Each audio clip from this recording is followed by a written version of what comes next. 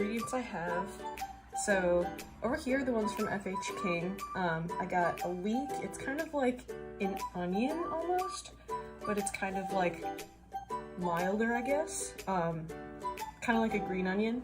These are some mustard greens. They're, I really like them. They're interesting, like dark green. They're kind of like peppery almost, they've been described. They've got lots of good vitamins and minerals. I don't really know off the top of my head.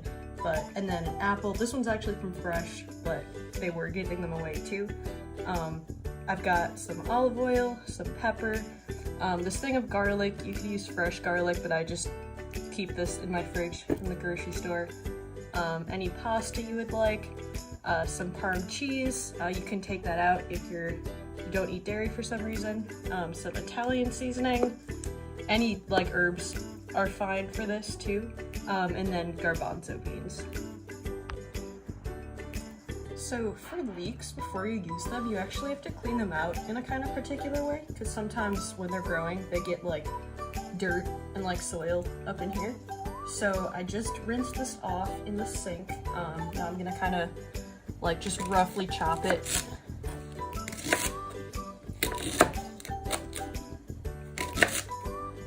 You can do kind of like whatever size pieces you like, so it's just gonna go in the pasta anyway.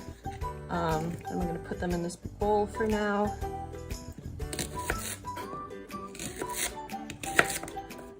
But yeah, after they're in the bowl, I'm just gonna take them over to the sink and kind of like fill it up with water so that they can soak in there for a bit.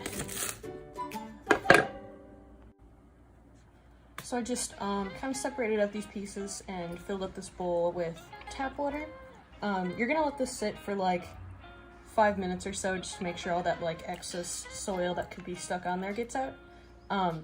Also, some recipes will say not to use like the darker green part of the leek, but like that just takes a little bit longer to cook. So there's nothing wrong with it. You can definitely use the whole thing. Okay, so now we're gonna make just a really simple salad with these mustard greens. You're gonna start by just kind of ripping them up. This part doesn't really matter too much. It's just so that like they can go on your fork better. But yeah, like I said before, mustard greens are kind of spicier, kind of like arugula almost. So I'm putting the apple in the salad. I like to do that because like the sweetness kind of balances it out so it's not as intense.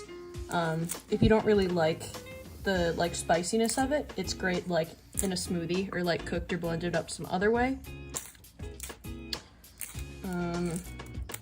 Yeah, so just gonna rip those up to kind of bite-sized pieces.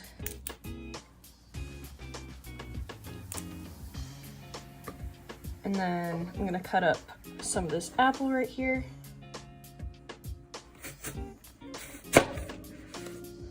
This is, I think a Granny Smith apple. They were on sale. No really particular reason why I used it, but you're just gonna cut those up into somewhat thin slices.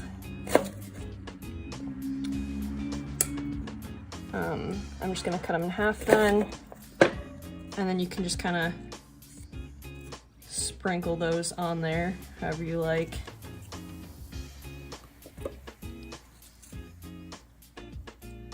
This cut up kind of a lot, so I don't think I'm gonna use them all. And then I have just extra virgin olive oil right here.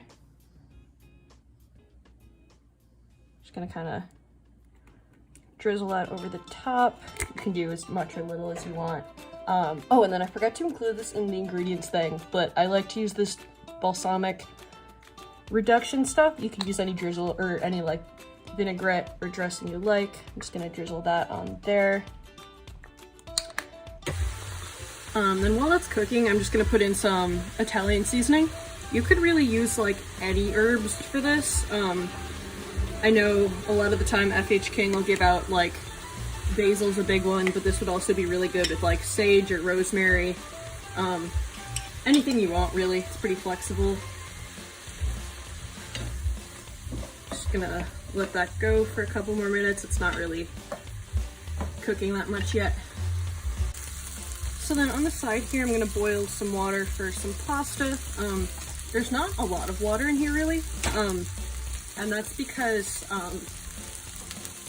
we kind of want to like concentrate the starches from the pasta that are gonna go into the water. So if you use too much, there won't be as many of those starches, and the starch is what's really gonna help kind of emulsify the olive oil into the sauce later. So if you want, you could even use like a frying pan for this. I've seen people do that, but I only have one frying pan, so we're going with the pot. I'm also gonna add some crushed garlic. You could use like real chopped garlic here, or powdered garlic, but I just like this stuff because it lasts forever in my fridge. So I don't know if you can see it, but we're kind of starting to get some like caramelization on some of the leeks here. I'll try to hold one up. Like some kind of caramelization, so that's definitely what we want. I'm just gonna let that go a little more. I don't want it to burn, so I'll probably take it off the heat soon, but some nice caramelization will add like a nice rich flavor to it. And the more you kind of leave it still in the pan, the more it'll caramelize. So I've been kind of turning the video on and off, but letting it sit there for a couple of minutes will help it caramelize more, even though it's always tempting to stir it constantly. So it looks like our pasta water's boiling.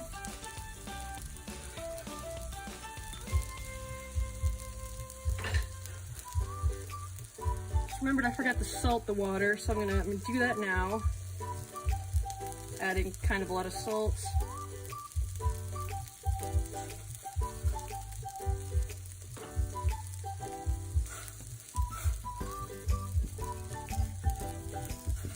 So I think the package says to cook this for 6 to 8 minutes.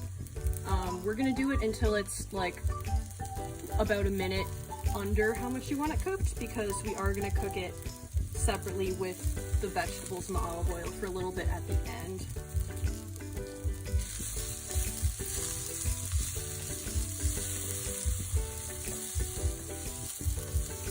So yeah, here's a better example of that caramelization. That'll be nice. And hopefully the chickpeas will get a little bit crispy. That's the goal. If it doesn't happen, it's fine. So yeah, I'm just gonna let this go for about 6 minutes. And I'm actually gonna turn this burner off so that the leeks don't burn. And you can see they're getting kind of like soft now. If you are using like fresh pasta instead of the dried box stuff for some reason, I'm guessing you're not, then you're gonna want to use like a bigger pot of water because your noodles might stick together. But for pretty much all of us who are using dried noodles, just a little bit of water is fine. Like I said, we want to get as much of those starches as possible. I might have even used too much water here. It just has to be submerged basically. So now that the pasta's almost done, we're actually going to free up this pan and heat up some more olive oil, which is gonna make our sauce. This is about 1/4 cup more olive oil. And then, yeah, the pasta's almost done, but not quite. We're just gonna spoon the pasta right in there. You're gonna wanna get a lot of that pasta water in there, so you don't really need to drain it. You can see how cloudy it is. That's because of the starches, so that is a good sign. You can just kind of scoop some extra in there.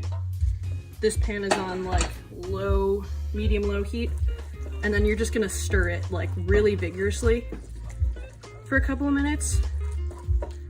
The goal is to get those two to kind of mix together.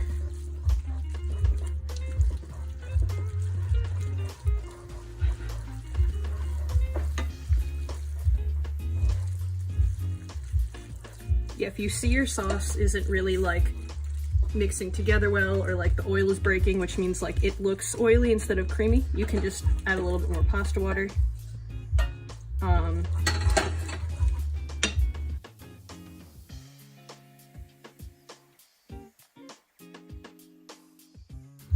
Then I'm just gonna add the veggies back in, and the chickpeas,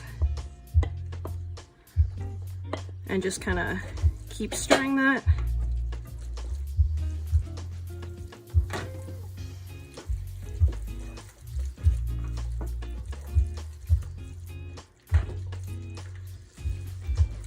You want to go on the side of like over stirring it rather than under stirring it to get that sauce as like emulsified as possible.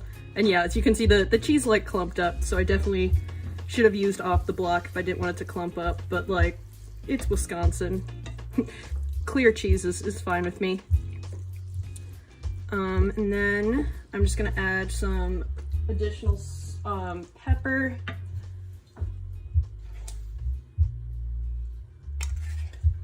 And some more Italian seasoning.